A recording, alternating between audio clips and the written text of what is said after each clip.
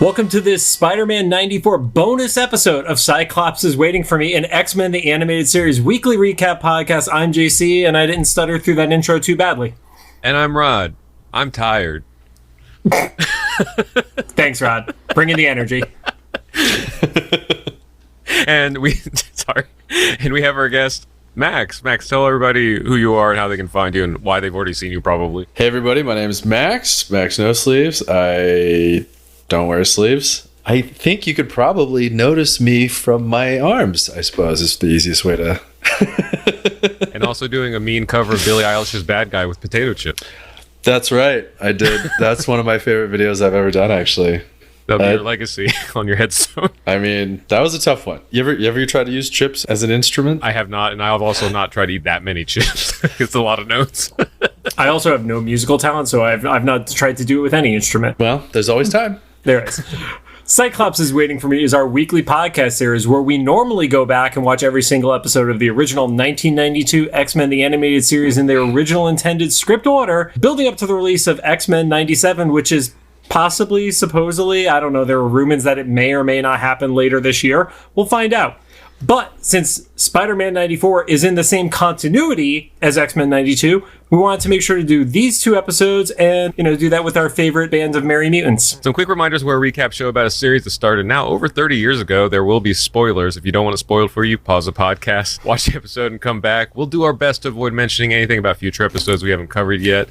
And we're still, we made it pretty much through the entire series, minus one episode, not being sponsored or affiliated with Disney or Disney Plus in any way, shape, or form. Don't forget to follow us on social media at Cyclops IWFM Pod on Instagram, TikTok, Facebook, Twitter, and follow us on your favorite podcast service, regardless of where you're hearing this from. And if you want to support the show, we finally, as we get towards the series finale, have affiliate links. They're going to be in all of our uploads, and make sure that if you click on those, buying something from Amazon will pay Rod for all the time he spends editing and help provide me with White Claw. And for this, I will even make sure that we add Spider-Man animated series specific links. Yeah, finally, we record these episodes in batches. We're doing 2 of them tonight, so some of the news may or may not be relevant. Last week's episode, we talked about how Sinister was possibly the big bad for the upcoming X-Men 97. And between when we recorded that episode and when it went live, that was confirmed. So, oh, hey. Okay. Yeah. I didn't just totally pull that out of my ass. No, it was a rumor when you said it, but it was confirmed by the time the episode went live. So, good job, Rod. Yeah, rumor. We'll pretend I don't live in LA. And finally, before we get into the actual episode, Max, do you want to give us a little bit of insight into your expertise fandom, either around the X-Men or the Spider-Man animated series? I was going to say, it's too bad it's just video. I could show you my Spider-Man wall here. I have a bunch of framed Spider-Man photos. In fact, that middle one I've had since college. We can vouch. You know what, Max? We have an Instagram. We could throw a picture of it up there. The only art I have is Spider-Man art, actually. Not to brag, but Spider-Man's always been my favorite, I think, out of everybody. And like everyone else, I grew up watching both the animated series. He's just so much better than all the other ones. You know what I mean? You and my cat Lucy agree. It's her favorite just thing. Spider-Man toys. I think it's like the design on his face or something. She's wearing a Spider-Man hoodie right now. I think I saw that. I think I have a similar one in my closet, actually. I actually have the full-size sweater. Yeah. Hers doesn't have sleeves either. Smart. That's smart. Or your cat actively hates Spider-Man, and that's why she's always killing the toys. Yeah, I know both. I don't know. It's like a love. Like what's love or hate? But different sides, same. Did I mention I'm tired? Anyway, now onto the show. Today we're going to be talking about Spider-Man Season 2, Episode 4, titled The Mutant Agenda. That rings familiar or something. It aired on September 30th, 1995, and currently sits at an 8.4 star rating on IMDb. I totally forgot about this episode. So, this episode, before we get into any of the specifics, was running concurrent with X-Men. They were in their 4th season of broadcast. They were going through the Proteus episodes the same weeks that these 2 episodes were happening. Oh, big week for Xavier. Yes. Bad week for Xavier. Yeah, Max, aren't they all? You saw that episode. That's when Xavier found out. Well, he basically had a son. He had a son who could change reality or change. He melted everybody. But it was his responsibility. Yeah, he found out that his ex had a kid who could destroy the world. Yeah, and then he had to take care of it. And he did. And then later his exes started a lab together. Yep. That's hot. Yeah. It's always weird. Do you think he had worse exes, or do you think Batman had worse exes? Xavier. Batman's. Yeah, I was gonna say, did Xavier. Batman's exes get together and like form like an actual like science lab together? Well, what's her name? Talia had Secret Damien, remember? But the connection between all of that, before we haven't even gotten to the character yet, the voice of Landon is Ra's al Ghul's voice. Isn't that weird? Oh, really? Yes. Oh, okay. I didn't know that. Yeah, we're going to go through some voice acting shit later in this episode. I basically wrote no names down because of the other episodes, and watch, this is the one I don't need to know all of them. No, you don't really need to know the names, but there's some stuff. So, Okay, good. jumping in on the episode, there is no recap, so those of us who have not been watching every episode in order of the Spider-Man series, no idea what happened last time. Also, that series, you have to point out, it was super disjointed. Like, there's a lot of two-part episodes. Like, I remember seeing the first half of this two-part episode like 50 times, and I don't remember at all what happened in the second episode. You know what I mean? So when I watched them again today, I was like, whoa, what? That's how that ended? That's nuts.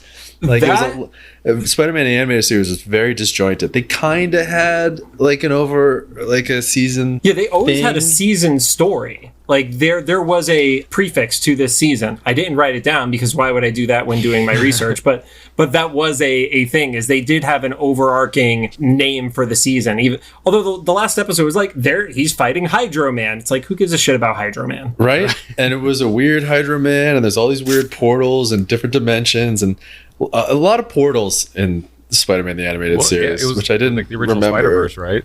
Yeah. Yeah. Because I guess no spoilers, but like watch till the end of the series because it's wild how it ends.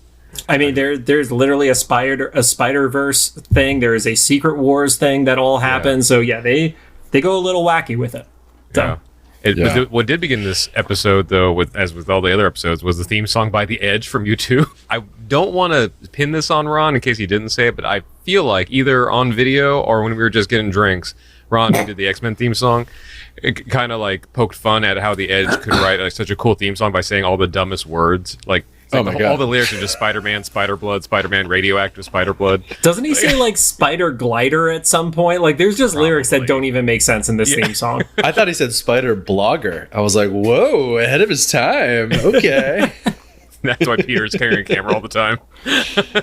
Spider Blogger. And I'm like, okay, this is awesome. I will point out that I will present, I should say, as good as the X-Men animated theme song was, Spider-Man's right there. It's a 1-in-1A situation, I think. Mm-hmm. No acoustic covers of it, though. I feel like it's pretty hard to acoustically cover that one. Yeah, that's what I mean, though. Like, can you just imagine, like, Madeline Bailey or something, you know? Yes, now I want Madeline Bailey to cover this.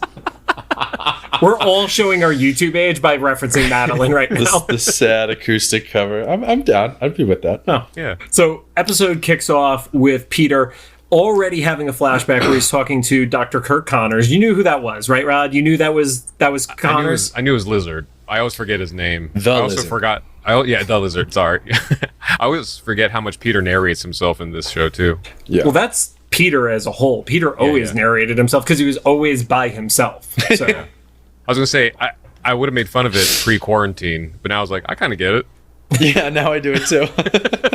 You just don't feel as bad because you have a cat with you. Well, Yeah. I mean, I talked to her separately than myself. Oh, okay. Got it. So okay, moving on. Connors is telling Peter that he's seen that his DNA is mutating and he's turning into something that's not human. So Peter decides he's going to hop the fence and go to the mansion to talk to the preeminent expert on genetic mutation, which... Mr. Sinister. Charlie. But based on how he's talking about it, Peter has not been seeing the news where, like, Beast and Xavier are in Washington, D.C. talking to the president and in Congress on behalf of mutants themselves. He's kind of forgotten that one part, I feel like. There's a lot of things Peter forgets throughout this that I've noticed about the X-Men. Well, he doesn't know the X-Men. Yes, he That does. was He's not even surprising to aware me. of the X-Men, basically. That was one of the points. I was like, he knows about Xavier, but not the X-Men. And like, I know that there wasn't the internet But like you said, there was like the news and shit, and also he worked for a newspaper. He worked for a newspaper. To be fair, only a photographer and only taking pictures of himself. He was actually committing fraud his entire career. So pretty bunch of selfies.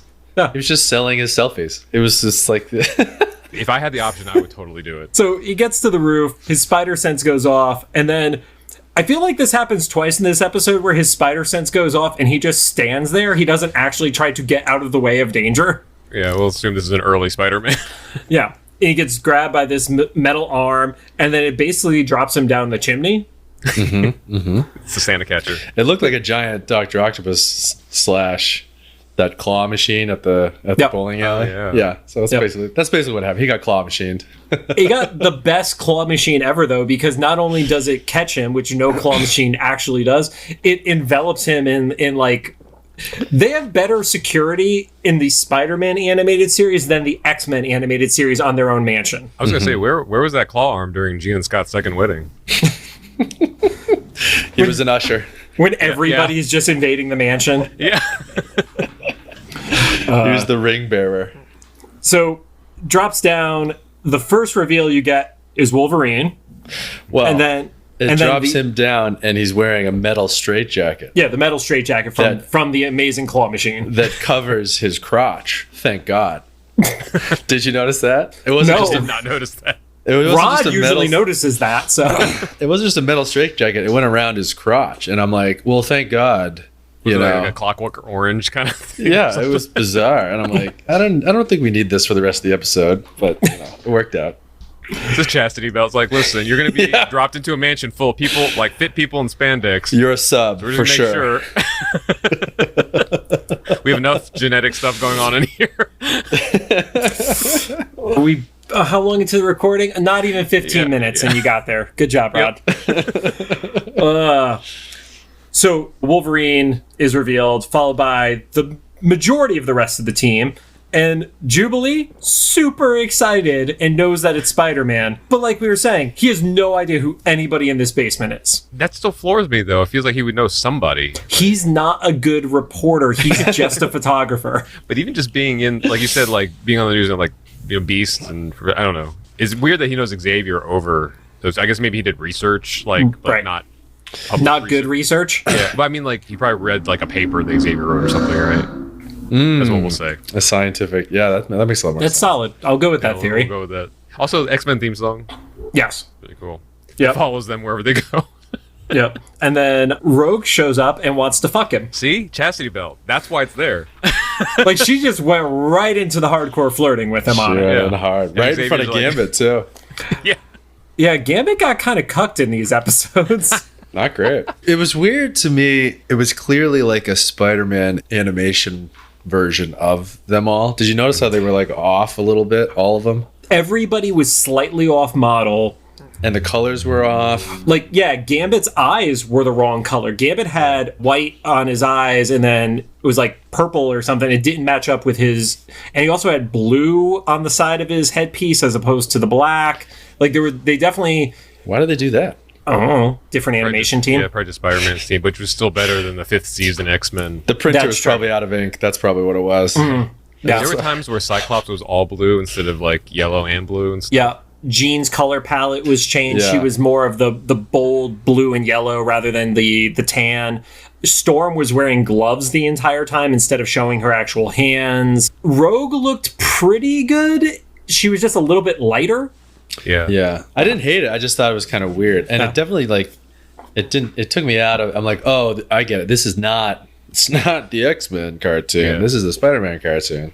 But I don't know if they did that. Somebody must have noticed. The only one who really changed model was Beast. Beast looked different, the way his body was, the way the hair was popping up. He was the one that was most dramatically different from a design perspective, not just a colorist fucked up or something. And did you notice through the course of these two episodes, they would like gradually get closer and closer into Beast's face, and he just got uglier and uglier. You know that meme of like going HD? Yes. The more detail there was, like the more like ghastly he looked. But I was like, was that on purpose? It may have been. Spider-Man breaks out, and then it's just basically webs the shit out of everybody. and knocks down a door. And then Cyclops does what I think, Rod, to your point of why you've always been confused of what Cyclops' power is. He basically blasts the webbing and melts it off, which we've talked about. It's a concussive blast, not like a laser melty type blast. Yeah, because that's how I've known as, like, whenever it's in things like this. Yeah, it's like a laser thing. Like he's going to etch something to the wall or whatever. I didn't get it. And it felt like a weird cop-out.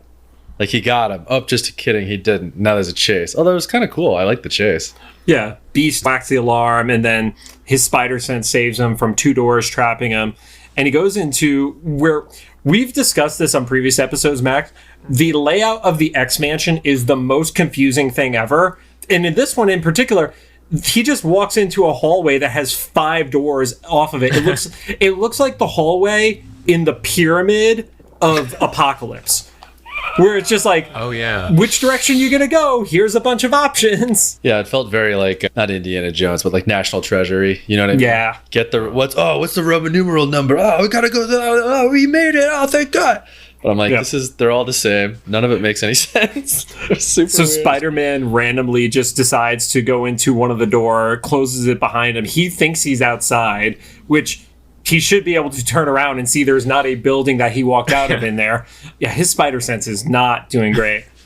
And then Gambit reveals, there's a problem. I left the Danger Room on as it was playing the Deadly Sentinels program. So, good protocols. Yeah, and the Sentinels also very off-model. They were way more dramatically different than the majority of the X-Men were. Mm-hmm. But I guess Danger Room, yeah, it could do whatever. I remember like thinking it's real stupid how that constantly happened, where they're like, "Oh no, someone's caught in the danger room, and I left it on. They're gonna, And I'm like, well, on the one hand, I'm like, well, that's dumb. There should be something in place. And on the other hand, I'm like, well, it is called the danger room, Right. And it usually involves Gambit too. Like, That's for the true. most part, he has a lot of issues with the Danger Room and not setting the protections properly with him. Also, not, to let the rest of the team off the hook, they do go in for a cool fight scene to save Spider-Man instead of turning it off. Right, they wait until they're inside and fighting for Scott to tell Jean to go to the control room and turn it off. Also, have Jubilee do it. She's the one who's going to be the most worthless in there every time. Just send her up there. That reeked of like Jean is totally useless and does nothing and gets to do nothing. And even in spoilers, the second episode of this one, she's completely missing for no reason. She's shown in a single shot, but doesn't speak in the next episode. Has Dark Phoenix happened by this point? Yes, because Proteus has happened. So I wouldn't put it past, if I were in this group of friends, I'd be like, we're just not going to give you anything too heavy to deal with, because we just don't know what's next, because fool me twice, Yeah. You watch the microwave as we're making popcorn. Right. That's what you're also, in don't charge stay of. too close to it either, because we don't know what the waves will do to you. Like, last time it was like something from space. Like, Yeah, microwave energy is going to literally cause the second coming of the Dark Phoenix. So Jean gets up there, she turns it off, and then Spider-Man is like mid-fight with one of the Sentinels, and it just dematerializes in the middle of the fight, which, cool effect, but yeah, it's like, why didn't you guys do that earlier? To your point. And Xavier comes in and is freaking pissed. He's always pissed. And here's how you know that the showrunner from the X-Men show, Eric Lewald, was only an uncredited advisor on the episode, because Scott did not yell at anyone. yes. If Eric was a full part of this writing staff on this episode, Scott would have been yelling at Spider-Man more. Wait, so was that his contribution? Or not just his contribution, one of his contributions? He does mention in previously on X-Men, the making of an animated series, which you could buy in the affiliate links that we mentioned earlier. Let's see, Rod, that's how we do it, finally. He said that, yeah, there was a point where he was there, he was a part of the team, but he's not credited as one of the writers. 3 of the writers did contribute to various X-Men episodes, too. Well, I meant, like, Eric's contribution in, like, making Scott an asshole and yelling at everybody. Oh, I don't know. I think everybody just wanted to make Scott an asshole. Like, listen, nobody likes a Boy Scout. Yeah. So jump over to Xavier's office, where Spider-Man is talking about, that fact that he's mutating and he's looking for a cure. And I feel like Spider-Man did not do a great job of explaining that his mutation was like a science accident mutation, and everybody else in the room assumed it was like X gene mutation, and they didn't really do a good job of separating the two. Yeah, and I guess the only like thing we always have to keep in mind, because they don't ever do a good job up until like recently with Spider-Man, is letting us know like he's a teenager. Not this. Not this. He's one. in college, isn't he? Or He's out of college? Yeah, he's Empire State University at I this was done in point. college too, so that is, I was the same IQ in college.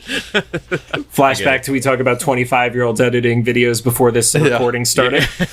Also, he mentions like, I'm mutating, it's gonna be bad, and they're like, why is it a bad thing? And I feel like he left out the part where it's like, well, I'm not mutating like I can control weather. I'm mutating like I'm going to turn into a giant, horrible spider monster freak, like extremely dangerous to other people. Won't be able to control himself. He'll like murder a bunch of random civilians or whatever. And they're like, mutants. There's nothing wrong with being a mutant. Yeah, like he should have led with the doctor that diagnosed me turned into a literal lizard and murdered people. So We he would know. don't know that he murdered people. Except in the comics where he ate his kid, but that's a whole other thing. That's gross. Yeah, he goes, well, I'm not trying to cure mutations. I'm just trying to help people accept it. And that's where Spider-Man jumps and goes, well, I don't want to be a freak. Wolverine, not cool with that. Bad phrasing. Yeah. Read the room. But yeah, then to your point, Max, Xavier apologizes and Spider-Man's like, well, gonna really suck for you guys when I start turning into this thing. And it's like, well, maybe, again, you should have led with that, Peter. You did this. You had a lot of things in the wrong order of this conversation. I feel like they weren't listening. It's classic miscommunication. That's a lot. It's a lot. But then I feel like the second crush is revealed. Like, Jubilee is also like, hey, we should stop him. Like, she just has weird little crushes on older people. Just when Jubilee felt to me like she was the young person in a room full of old people. Like, if like a little kid meets a YouTuber and his parents are like, who is this person? And she's like, oh, that's my favorite YouTuber. And they're like, what is a YouTuber? That was the energy I was getting me with Jubilee. Yeah. It's, oh my God, that's Dream. And the parents are like, what is Minecraft? Right. Yeah. So Wolverine says to let him go, too much of a loner. And I said it to myself before Beast even had the chance to say it. It's like, oh, that kind of sounds like you. I love how many times people point that out to Wolverine and it never absorbs into him. Right. There's a lot of that too. Like, he's such a loner. Like, Wolverine's such a loner. I'm like, is he? Like, he has a whole team. Batman's such a loner, but he has like 50 Robins and Nightwings and all this stuff. Spider-Man's a loner. He's got like 9 girlfriends, and you know what I mean? Like, I'm like, But they all die. That's the thing. Whoa, spoilers. Well, I mean, everybody. Like, everybody in Wolverine's life dies too. I was having a conversation with a friend about who the worst people to be in relationships in Marvel are. And aside from Hank Pym, I think it's Spider-Man and Hawkeye and then Wolverine. There have been more interventions for Spider-Man and Hawkeye than Wolverine, and Wolverine has lost half of the people in like horrible bloody murders. This is so gross. And they rubbed it in during the X-Men series when one of his other exes came up, and like Jean, I think, goes through like his dresser drawer, which is a horrible thing to do for anybody, but they were searching for him. But specifically, a guy like this is really secretive because she just goes through like a Rolodex of photos of all his exes. And so just remind everybody, like, she died. We don't know where she is. She's probably dead. I died. Yeah. Twice. So It's a good Rolodex, though. Hot. All hot. And also very different types. He runs the gamut on different types of women that he goes for, too. He's not like a Cyclops, you know what I mean? Like... The guy obsessed with literally two women his entire life, and that's it. I can't wait for an awkward Emma Frost date to happen in X-Men 97. Can't wait for that. Hopefully, might be waiting a while. Wolverine and Beast follow him to the fence, and Wolverine's basically like, good riddance. And Beast seemingly goes a little bit out of character on this, at least from Wolverine's perspective. And he's like, no, he shouldn't be on his own. Maybe we should help him. And Wolverine's basically like, this is unlike you. And Beast turns on a dime. Like, the amount of times I think I've seen Beast get mad in the series, I could count on one hand. And he does it real quick in this episode. It's usually when somebody points out, like, the physical part about being a mutant, right? Because he's like one of the handful that's physically manifesting. Yeah. Even then, I feel like he gets... Oh. They're like, why don't you like being a mutant? And they're like, look at me, you idiot. Like, I can't walk down the street without feeling like I'm a weirdo. Even then, I feel like Beast gets sad usually, not necessarily mad.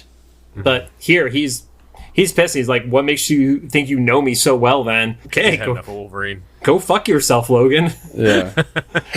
He said, no man is an island all to himself. I was like, I don't think that's how it goes. And so I looked it up, and it's not how it goes. It's no man is an island entire of itself. And I'm like, well, what just happened? Are they like paraphrasing famous phrases? And then he did that like 9 times throughout the episode. He tends to do that. There's also an episode of the X-Men series called No Mutant is an Island, which is about Cyclops being depressed. These poor guys. Michelle Waffle did point out, where did Beast get his doctorate from? We've only known that he goes to Xavier's University, so... And he could do eye surgery. Didn't he go somewhere before? When he was a skin? As far as the show, yeah. When he was a skin. Like, what's that, like a prompt? What sounds like a slur but isn't? When he was a skin. Yeah, that's up there. In this show, they've made allusions to other things, but they've never been like he went to Harvard or something. Because I actually think someone on TikTok, because we put that up as a TikTok clip, and someone was like, he obviously went to, and they pointed out a bunch of stuff in the comics that he actually got a doctorate. I'm like, we're not taking that seriously. But and this is why Rod just gets hate comments on our TikTok. Yeah, that's great. Actually, with the poll thing, we were like, what should we watch next? And you were like, say something offensive on TikTok. So the description of that TikTok is something offensive. So. God damn it. I thought he was like on a football scholarship, and it was like one of those scumbaggy things, like when Spider-Man entered in the comics, they definitely explain it. Okay. Somewhere they've referenced it. In the cartoons, not at all. Yeah. All his book covers are blurry in this show, or that show. Yeah. Maybe he's dreaming. So Art Fox didn't secure the rights to use the books. They didn't get a public domain book. But we cut over and we see this character we know as Landon, who is arriving at a warehouse. Uh-oh. And like we already said, Landon, I was like, why does that voice sound familiar? It's Ra's al Ghul's voice. I was like, okay, cool. Originally, not the voice actor who was supposed to take the role. The other person sounded too boring, and then the Ra's al Ghul voice actor got the gig. Slides right in there. So one of the things that we have heard is the writing teams for the X-Men series and Batman the Animated Series did have a lot of crossover with each other. So, like, lots of friends. So I'm sure somebody was like, oh yeah, that guy, he's great. You should use him. And one important thing to know, they actually needed to fly everybody from Canada to Los Angeles to record this. So all the X-Men cast had to come to LA for these 2 episodes. Oh, wow. So that's why they had access to the Ra's al Ghul voice actor as well. Yeah, well, and all of us live in LA. We know how it is. It's like, and also, me and Max spend a lot of time at YouTube space. So like you're just doxing us all over the place, Rod. Right. Well, but whenever like somebody film like a music video or something, we're like, we need one extra, you fill in the blank with some demographic or type or whatever. We're like, what are you doing right now? Yeah. Can you sit there quietly? I'm like, yeah, sure. Yeah. Max, can you make sure I don't get beat up during this prank video? Yeah, sure. Awesome. There was a music video for a K-pop singer for like a Nickelodeon thing. And I was literally sitting at the editing bays of YouTube space, like working on a video until like that late hours or whatever. And someone ran in. They're like, "You want to be in a music video?" I'm like, "Sure, when?" And they were like, "They're filming now." I thought they meant they were filming that day. They were literally in the middle of their one take, and they were approaching the part where they needed us. And she just threw me in there. So if you see this Christmas video, and I'm just like, ha, ha, ha, I have seconds before it came off a bay, like, hey, wow. They needed like another Asian at the end of the line. Like typical. Yeah. Your improv skills totally on point. Right. Bad dancing. Yep. And then we get the Hobgoblin appears, and all I could think is, wow, this guy is doing an amazing Joker impression. I've never been clear on how to tell the difference between Hobgoblin and Green Goblin. Hobgoblin is the one that's actually a goblin? No. One's green. Neither's actually a goblin. Oh, okay. Gotcha. Okay, I don't know then. Green Goblin's Norman Osborn and then Harry Osborn, and he's green. Yeah. Green is a big piece of this. Green is a I don't trust colors huge on this piece show, of it because there's these Fox shows. there's other goblins too, Demo Goblin and what's that other one with the arms? I don't remember, but that's the only green ones. And then Hobgoblin was just kind of like a mercenary, right, Chakra? I can't remember. There have been multiple hobgoblins. So while the Green Goblin is essentially like the family curse of the Osborns, the Hobgoblin, I forget the names of one of them being Ned Leeds, and then there are a few others. Ned also is Peter's friend in the modern movies too. He's going to have a wild storyline going because he's been like hinted at being like a sorcerer and also the goblin thing. Like, I don't think that one's gonna. Yeah, I don't see him getting on a glider anytime soon. But all that said, they found a stash of the Green Goblin stuff and then proceeded to personalize it. And then there's been like goblin feuds and all that stuff throughout the comics and stuff like that. But it all depends who is the goblin at the time and what their motivation is. Some of them are purely mercenaries, very Deathstroke style, and some of them are crazy. Like the most recent version of Ned Leeds as the crazy version from what I remember. So, but they're all their abilities pretty much the same, right? Yeah, because it's like it's a goblin serum and the tech that is literally copycatted. So. Doesn't Norman make that? I don't know. It's all muddled. But for all intents and purposes, it's a guy on a glider with some pumpkins. Yeah, it's not the Osborns. That's it. Yeah, it's a not Osborn goblin. Yes, right. But you hear him and you're like, Joker, is that you? What's up? What's going on that? Mark Hamill. and he really. It's the same voice. It's like the same all due voice. respect to him, it's the same fucking voice. And he does like a laugh. He doesn't like play it straight. He doesn't like. You know what I mean? He's not like a grim and gritty guy. He's like kind of silly or like kind of, I don't know, not kooky, but off the wall. And then he does that laugh, and you're like, yeah, that's him. That's Joker. Super weird. And I'm sure I knew it at some point, but I forgot about it. Totally. And then it clicked, and I was like, is this just, like I said, is this a voice actor doing a Joker impression? Nope. It was Mark being Mark. It was awesome. Like, that was Mark Hamill? That was actually Mark, yeah. Oh, okay. I was gonna say that you wonder of like what the direction was, or like try to sound like Mark Hamill. That was him. Okay. If that was the direction, it was perfect. Yeah, they're like, be yourself. I wonder if he was the second choice too. And the first guy, they were like, he doesn't sound enough like Mark Hamill. Who are we gonna get to? I know a guy. Yeah. Yeah, they literally just walked down the hallway and got him. Yeah, who's in an editing bay next to Rod. Yeah. Right. Well, we do have multiple books that we use for research for this show. We have 0 books for the Spider-Man animated stuff, so we're just pontificating and making shit up. Landon leaves the money behind. As he leaves, he gets in his car, blows it up, and obviously we know the Hobgoblin's not going to die. That would just be a really lame and shitty way to kill him off. So not as discreet as I think Landon might have thought that would have been. He's about as discreet as Storm is with dropping buildings on people. Nobody wants to live in New York in the 90s with the X-Men around. Okay. Any era of comic book, you do not want to live in New York City. I still don't know why that is the most populated city on the planet in the Marvel Universe. It is absurd how many awful things are constantly happening, specifically to New York City. More people chasing a dream, right? Is New York worse than Gotham?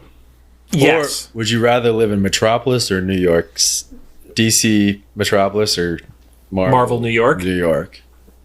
So was Gotham modeled kind of after New York? Chicago. It was Chicago. It's more Chicago.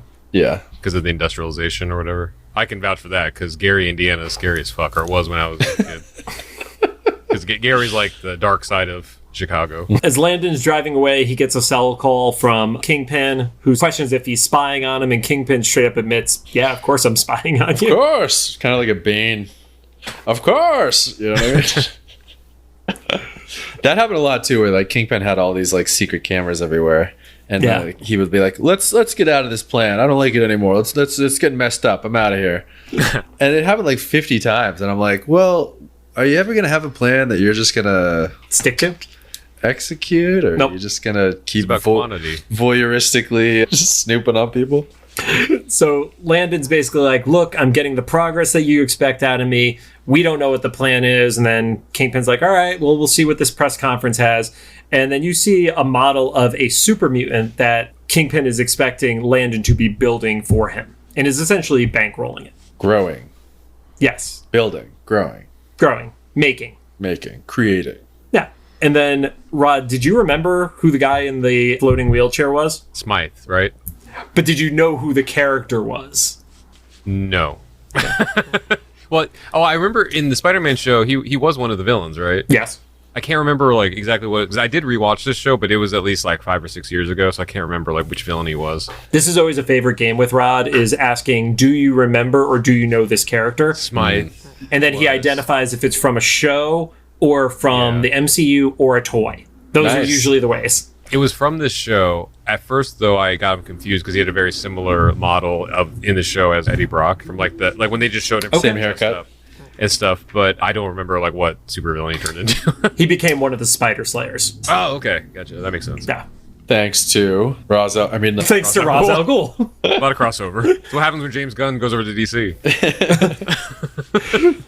So Landon pulls up to the Brand Corporation, which in the comics, not bankrolled by the Kingpin. In the show, bankrolled by Kingpin. And we meet his assistant, coordinator, VP of marketing. I have no idea what she actually is. Genevieve. Genevieve is not a character you need to know, Rod. Just I wanted to get that out of the way for you. I literally got her confused with another short-haired lady in the show, and I had to correct my notes later. So Landon basically says, he just needs one final test.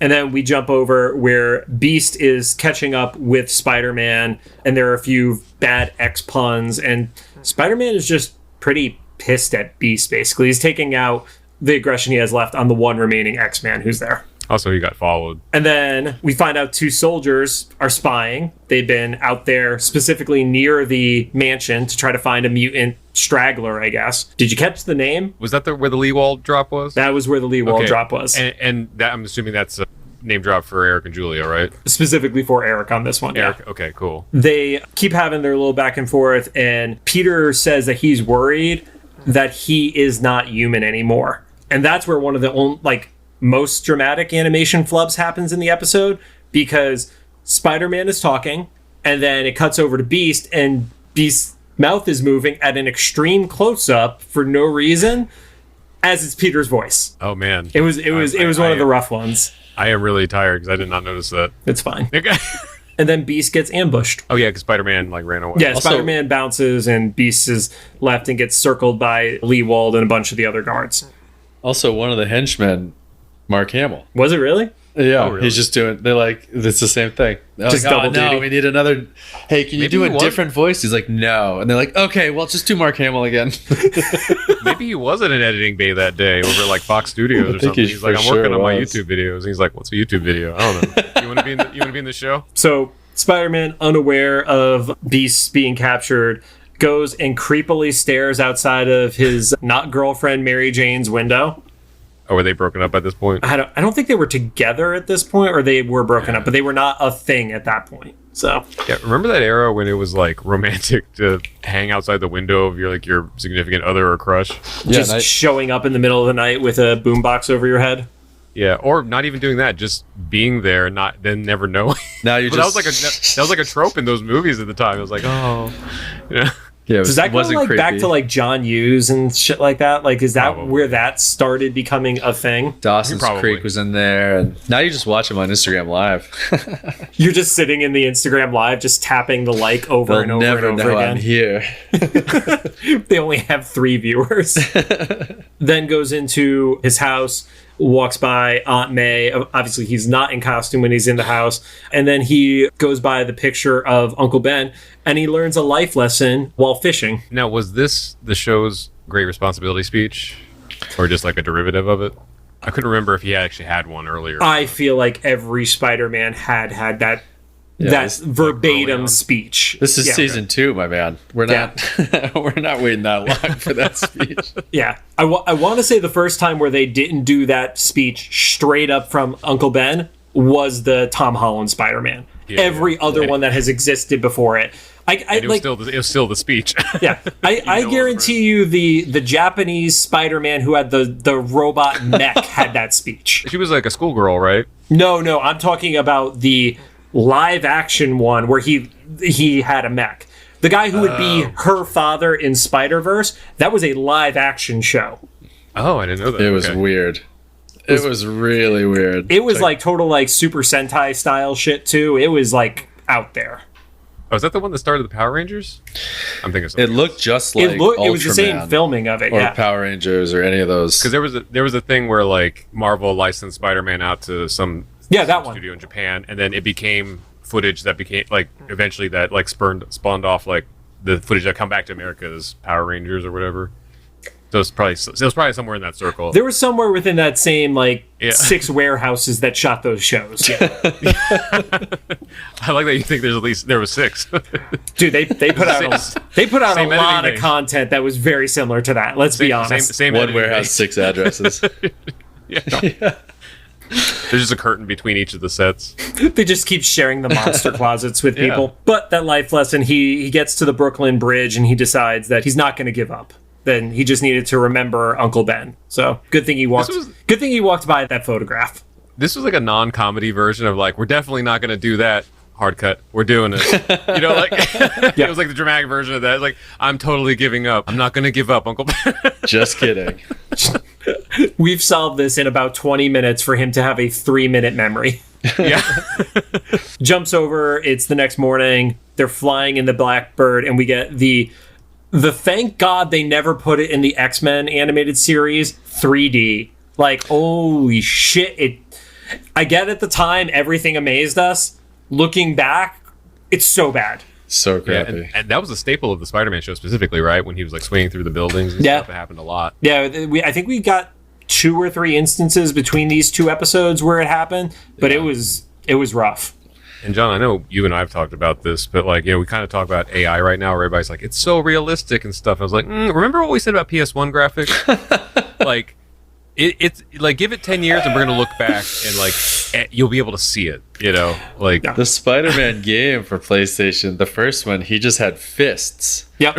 And he couldn't open his fingers. And so he'd be talking and he'd like stroke his chin or whatever with his fist. Or he'd like shake somebody's hand. It was like 2 Lego, you know, like It looked like he had like you know, like when you're cooking and you just have the oven mitt on your hand. Yeah. That's how his fists were shaped. But they were so geometrically tight. angular. They looked like Tomb Raider boobs on his hands.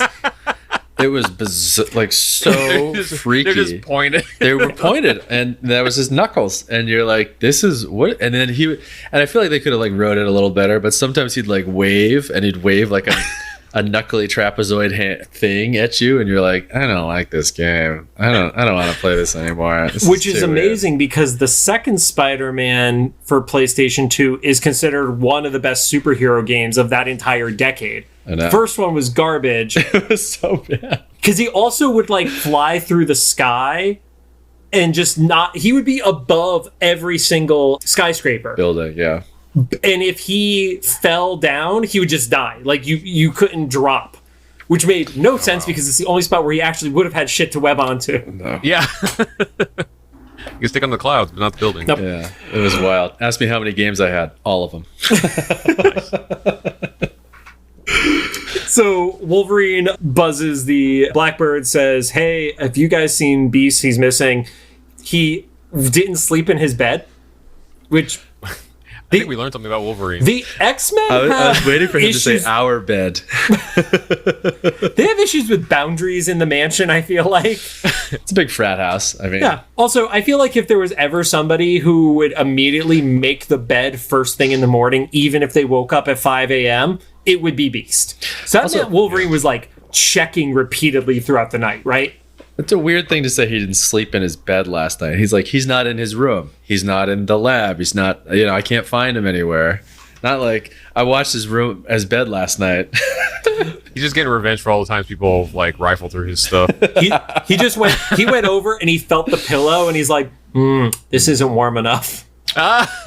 Temperature. He lost his shot with Gene, and he was like, "Listen, second choice." Is that your second choice? Yeah, probably. Well, alternate reality version, he had a heartbreak with Storm. Storm, yeah. So He likes powerful people. it's true. This was after the One Man's Worth episode 2, Don't just we for all? context. So, There you go. but Cyclops is like, all right, cool, we're coming back. And then he like, it's not a barrel roll. He literally just like flips them upside down and flies back. Yeah, and poor Jubilee's like, I get motion sickness, so Yeah, I'm gonna joke's die. on you. This is why I'm the most worthless X-Men in the show. She's flashbacking to all the times people yelled at her during driver's ed. There's several episodes where she's learning to drive, and people are like, Jubilee, careful. And then they're like in a jet. This is how you know the Leewalds did not write this episode, because Scott is happy as this is all happening. Right? Yeah. Instead of yelling at everybody. Yeah. He's like, You've got to have learn, fun, Jubilee. Gene. Yeah. There's a little moment between Jean and Wolverine, and he talks about how this doesn't seem like Hank. He's acting weird lately. Well, Jean's like, well, that's, his private pain he doesn't like to share with people. It's like, thanks for being the downer. Right. Yeah. Well, I'm sure she's like, but I hear his mind screaming it all goddamn day. That's so sad.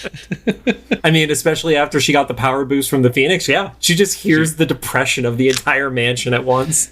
I mean, Right. wouldn't it be... Awful. Wouldn't it be drowned out, though, if you hear everybody? You can't control it, right? Like, if you focus on someone, that's what I want to hear. But if we're talking about she just walking around day to day, and she's like, oh, man, everyone's so... Like, wouldn't you hear... It would be like the murmurs of a crowd versus, like... Right. It's like white noise because it's so much of it. I can't remember which movie or show it was. I don't think it was Bruce Almighty, but it was something like that, where someone becomes basically God. Bruce Almighty. God. Was it Bruce Almighty? But no, but I mean, like, the specific thing where, like, they can hear people's thoughts, but it's in this super specific God way where it's not drowned out. They can individually hear everything all at once. Oh, God. I mean, So it's not drowned I've out? definitely read a Superman story where the reason why he flew up to space was the only time he couldn't hear all the shit that was going bad on Earth at once. I get it. Shut the fuck up. And that's when he just goes nuts and blows up the planet. Yeah. Yeah. It's Fortress of Solitude, you know what I mean? He literally built it to not listen to everybody's problems. I get it. Yeah. So Wolverine decides he's going to go on the hunt. He finds the spot where the trap took place, blames Spider-Man for an ambush. He knows that there's scents that are not Spider-Man, but blames Spider-Man for whatever happened to Beast. I love that they made him get down on his fucking hands and knees like a dog to smell. Whereas normally he's just like, oh, there's a guy outside. This one they made him like get. So if we factor this in, that this took around the same time as the Proteus episode, he's gone through some shit, because the Proteus episode that is literally airing either the half hour before this or the half hour after, I don't know which one, he literally got turned into like liquid soup. Yeah, and so us as kids were like, why is Wolverine so irritable? It's like, he just got dematerialized, man, like 30 minutes ago. Yeah, were you not paying attention? And he got insulted by a British politician.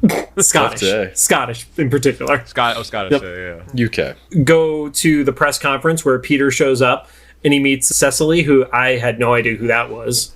My only note here is Peter's at a press conference and finds out his friend is racist. Yeah. Hell yeah.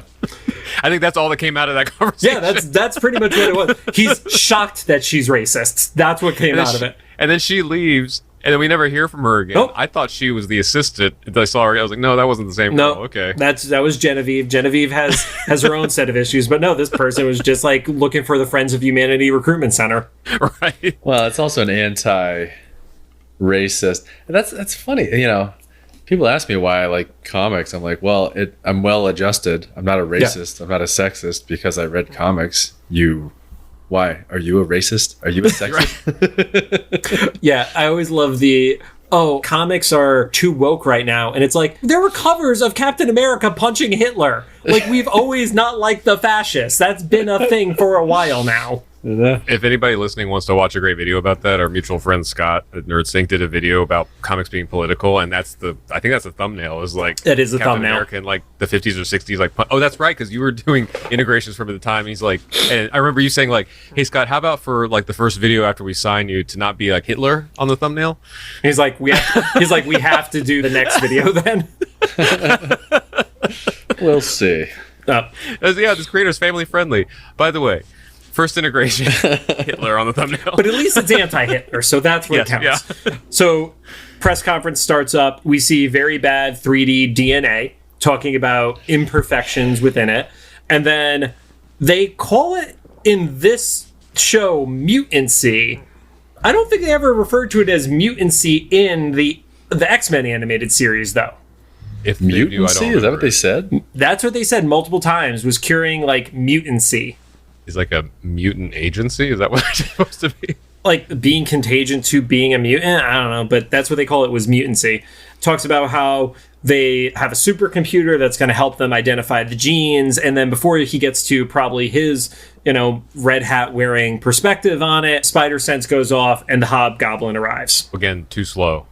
Even if he had reacted to it, Hobgoblin's way too close for that spider sense to be any good. It was like Mean Girls. Amanda Seyfried's character was like, my boobs can tell it's raining half the time after it's already raining. Is that energy? Totally. It's like Hobgoblin's here. It's like, yes, he is through the ceiling. Yeah, he's already shooting at Landon right now. The rest of the auditorium also noticed. Yeah. Spider-Man's like, I feel it in my balls. I mean, wait a minute. So Peter runs off. A bunch of people do not quickly evacuate the room because Peter has enough time to get into full Spider-Man gear in that time frame, and a few people still have not run away. And then they're that anti-mutant. They're still hating on Hobgoblin. Yep. They're like, is he a mutant? Should we dislike him because he's destroying shit or because he's a mutant? We don't know which reason we're not supposed to like him. The hatred is buffering. Spider-Man makes it back in time in full gear to save Landon, and at the time, Hobgoblin says, fuck it, I'm going to destroy the ceiling. Keeping up with the tradition of destroying ceilings from the X-Men animated show. Yep. Smart. But now we know that the X-Men were the good guys because they were able to do it without destroying the infrastructure of the building. They usually destroyed skylights. That's why. Yeah. And so Hobgoblin's doesn't care, and the buildings would collapse. But the X-Men are like, we'll destroy a part of your building, but it'll still stand. Right. So as he's leaving, the Hobgoblin reminds Landon that they still have an agreement. He's going to quintuple the price, I think he said. Fair is fair. Yeah. You try to kill me. Free market. Spider-Man goes and is trying to prevent the ceiling from falling apart. Max, because you are a classic Spider-Man fan, it reminded me of the cover where it's him buried under the rubble and there's rebar and stuff like that. I was like, are we gonna get the full collapse on him with that classic cover? And we didn't get it, obviously, but that's what it made me think of. It's the most famous. It's one of his most iconic. And that one was weird too, because he's like, I can't hold it. Wait a minute. Yes, I can. And then he pushes the shit. You're like, okay. Right. It's like in the new Doctor Strange movie where America Chavez is like, I can't control my powers. And he's like, yes, you can. And she's like, yes, I can. It's like the Uncle Ben thing or the comedic, we're not going to do that. We're doing it. It's so weird. Genevieve decides she wants to try to help because Spider-Man saved Landon's life. Landon's like, nope, fuck it, we're out, we don't need him. Which, he doesn't even really have a reason to hate Spider-Man or anything like that, because he doesn't know Spider-Man's a mutant or mutating anyway. He probably thinks he's a dirty mutation. Whatever. Mutie? They probably just assume a mutation. A mutancy. Yeah. The other thing that I noticed was, I don't know if do you remember Hobgoblin's flying around on his glider, which is identical to the Green Goblin glider, and I forget which one it was. Except that it's purple. Purple, right, exactly. Yep. And there was another, I don't know if it was an episode or a couple episodes where he built a bigger glider that the little glider would plop into. Oh, I had the toy. I remember it. Well, you had the toy because the whole reason they made the episode was so you'd buy the toy. It worked. And it was so stupid to be like, we got a glider. And what if it plops into a bigger glider?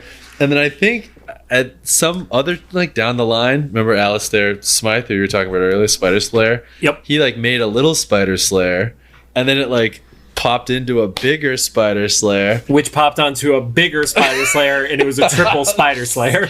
And even a Russian doll. No, on top of each other, not even inside, stacked on. And I mean, obviously, so you'd buy the toy. And I remember even as a little kid being like, oh well, this is a little gratuitous here, toy biz company X, whatever the hell it was called. It was Toy Biz, you're right. I'll buy the Spider Slayer toy. Fine. Do I have to buy the other two Spider Slayer toys that are identical, just 1 degree taller? It was so stupid. Well, one was a scorpion, and that had to be the base. So right, of course, it was it's like the Zords with Power Rangers. Yeah, you could have the base Megazord, but then you had to have the chariot and the shield and the dragon armor thing. Right. I think his name was the gliders were all identical, and I'm like, oh, a bigger glider. I got an idea. What about a bigger glider? You know what I mean? I was like, should I be writing this show? Or at least designing for Toy Biz. Yeah, exactly. If you were in the right edit bay, then yeah. They're like, oh no, we need an idea for a thing. You, quick, there's a glider. What about that? And he's like, a bigger glider. And they're like, oh, cut the check. Cut this guy a check. Avia Ra just high fives you. Yeah, exactly. Someday, if the NDAs ever like arise, there's been at least 2 times in my life where I've said something dumb in a setting with friends that are in unrelated fields to my own. And they're like, that's a great idea for whatever their business is. And they've executed it. And it's been like somewhat successful. And I'm like, that is so dumb. And I wish the public or anybody besides me and this other person knew that that was the thing. I was like cracking a joke at dinner. And they're like, let's make an entire investment out of this. I think you need to start suing people, is what I'm hearing. Yeah, get some equity, baby. Jump over to the lab. Beast wakes up in a cell. Very quickly gets electrocuted. A lot of lasers on Spider-Man. Yeah. We find out years ago, Landon and Beast used to work together because Beast was so eager to find a cure of his mutancy. Said that word again. Yeah. And my note here was Landon gives his villain speech and reveals that he stole the plot to Roger Rabbit. It's the same thing, right? It's a vat of a chemical. It's not quite acid, but it only dissolves a specific type. I hate that he's not wrong, Max. I hate that he's not wrong. It makes sense. That poor shoe. This is what it is doing a show with Rod, is he says shit like this, and I'm like, oh, he's right. He's really right. You hate to see it. Yep. Beast, mentions that, yes, that was a long time ago, and he's changed, and then Landon's like, yeah, you're one of them now. And it's like, well, technically he was always one of them. He was just trying to not turn blue. Yeah, which is this was before he was blue fur, when he was skin. Yes, when he was a skin. A skin. When he was a skin, he wanted to unmutancy himself when he was a skin. He had an awesome... He had it going on. He had a great situation, He was a super athletic linebacker who was just a jacked dude naturally, right? Like that. Right. That was pre-Blue Beast. Was just a brick shithouse. Did he notice changes where other people might not necessarily see the changes early on? All I know is that dude should have just gone to the NFL and kept his fucking mouth shut, according to this show. He had it made. He was, and they said that the experiment turned him. Did they allude to that, or is that something else? That the Landon experiment turned him fur out of from a skin to a fur to a blue. A blue. Now I can't remember if I filled that in myself or if they said it in the show. And we're not going to check. We're going to assume it was in the show. I don't think they said it, but they might have shown something. They showed some stuff from the lab and everything. In the next episode, they do show him in the lab when he's still a skin. So I'm glad that's sticking. Oh, it's too good not to. Landon basically says, "Yep, going to use your research, going to destroy all mutants." Beast calls it genocide, and Landon's like, "Yeah." Like, he's not upset about that comparison in any way. You nailed it. Here I have is Landon confesses he's a Nazi and is testing this process on Hank. Yep, nailed it. Sounds good. And specifically is able to succeed because of the research that they did together. So, yeah. Sucks for Hank. And that's why he's this angry. Cut outside. Spider-Man's on the side of the building. He's searching for Hobgoblin because Hobgoblin was able to escape through the roof. Does an awesome clothesline setup in front of Hobgoblin to knock him off the small, not great toy glider. That was great. He's got to have Goblin serum in him at some point because otherwise that would just decapitate a person. Yeah, but he also survived an explosion, right? In that building. I think he just got out. Oh, yeah. You mean the car? No, the building. The building when he had the suitcase. When Landon gave him the money. 2 explosions. Wait, there was a car too? Didn't he had a car bomb in the beginning? I have a super short memory. Okay. It's been a long day for all of us. Hobgoblin knows that Landon has a hidden agenda where he's looking to destroy all the mutants. And at that point, Wolverine shows up and just tackles the shit out of Spider-Man, completely oblivious to the guy that he's fighting. Bizarre. And then the episode ends with the Hobgoblin about to drop a giant pumpkin as Spider-Man and Wolverine freeze frame, about to punch each other with a to be continued. I remember thinking to myself, I hate the cliffhanger. That's why I fucking hate this show as much as I love it. You know what I mean? I hated the cliffhangers. But there wasn't a PowerPoint wipe with real fire or something the X-Men show had. The Phoenix PowerPoint, yeah. Well, because there was it the Phoenix one where there was the world and there was a fire on it, but it was that was the coming soon, the Phoenix saga. Soon. Yeah, because the fire wasn't physically correct because it was angled, but it was shooting straight, whatever direction it was. It was not shooting into space, it was just shooting vertical. Yeah. So Some quick notes that we did not get to in this. The end fight scene was inspired by Spider-Man vs. Wolverine, #1, from November of 1986. Oh, wow. Yep. Throwback, even like that. This entire Mutant Agenda storyline was actually from the first ever crossover of the comic strips and physical comics. So your newspaper, Sunday Comics. Issue 0 was actually a blank comic book, and people cut them out from the newspaper and pasted them in order to fulfill the comic. Yeah, people did that. Nobody on this call did that. I was going to say, I didn't know either of those things, like a blank comic book or there was a superhero comic strip. Well, the awesome. Spider-Man comic strip ran forever. Yeah, that was long running. Awesome. The Spider-Man comic strip is the reason why Spider-Man married Mary Jane and felt like the stuff didn't end up going on with Gwen Stacy. Oh, okay. Yeah. Because Stan controlled the story in the comic strip, which was a separate continuity than the comic books. This was like before times MCU and MCU TV. Yeah, it was early multiverse. Yeah. Where it was like I knew what he was going for, Max. I see the confusion on your face. I knew where he was going with it. I did cut out the strip and put it in, like, paste it in books and stuff. And I had books and books of it. And frankly, it didn't make sense if you read it. If you just read one day and like it finally kind of made sense every day. Yeah. Like finally, once I had 4 on a page for like 25, 30 pages or whatever, then I'm like, oh, that makes a lot of sense. Like, other than that, you'd have no idea what was going on. It was such a weird setup. Yeah, because it was one of the ones that was actually a narrative day to day. It wasn't like Garfield where it was a 3-panel, let's do a joke and then total reset each day scenario. Right. That happened in March of 94. So only right before this episode came out from a timeline perspective. I didn't realize it was that, like, I say recent, but like recent to me, like, you know. Spider-Man's first fight with the X-Men happened in X-Men number 35. So all the way back in the 60s, they had their first crossover. They were added, the X-Men were added to this to help boost the ratings of the Spider-Man show. Because the Spider-Man show was not as popular as the X-Men animated series. Well, it was just starting, wasn't it? It was season 2. This was season X-Men 2. was like season 4, 5. Which is funny because they caught the X-Men in like their downturn.